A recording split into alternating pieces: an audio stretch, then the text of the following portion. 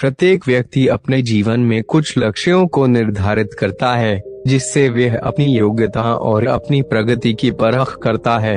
यदि लक्ष्य हासिल नहीं होते हैं तो वह अपनी कमियों को देखता है, उसमें सुधार करता है और फिर उन लक्ष्यों को हासिल करने की कोशिश करता है।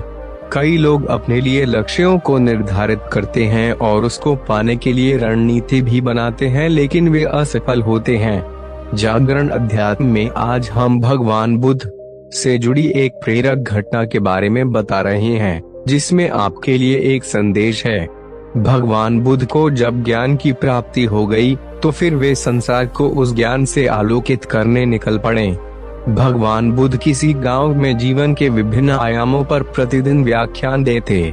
उनके प्रवचनों में जीवन का सार छिपा रहता। उनकी बातों को लोग बहुत ही गौर से सुनते थे। एक व्यक्ति बिना नागा किए उनके व्याख्यान सुनता। काफी समय बीत जाने के बाद भी उसने अपने अंदर कोई विशेष बदलाव नहीं पाया है। इससे परेशान होकर वह एक दिन बुद्ध के पास गया और बोला कि वह लंबे समय से एक अच्छा इंसान बनने के लिए उनके प्रवचनों को सुनता रहा है, लेकिन इससे उसे कोई विशेष लाभ नहीं हुआ।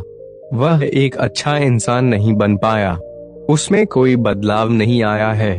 उसकी बातों को सुनकर बुद्ध मुस्कुराए।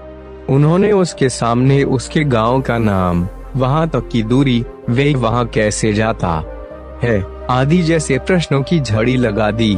जब बुधवार ने उससे कहा कि क्या वह यहाँ से बैठे बैठे अपने गांव पहुँच जाएगा, तो वह झुंझला गया।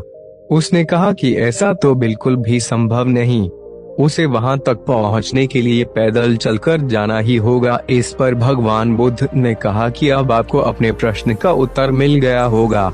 यदि आपको अपने गांव का रास्ता पता है, लेकिन इस जानकारी को व्यवहार में लाए बिना वहां नहीं पहुंचा जा सकता है, उसी प्रकार यदि आपके पास ज्ञान है और आप इसको अपने जीवन में अमल में लाए बिना एक बढ़िया इंसान नहीं बन सकते।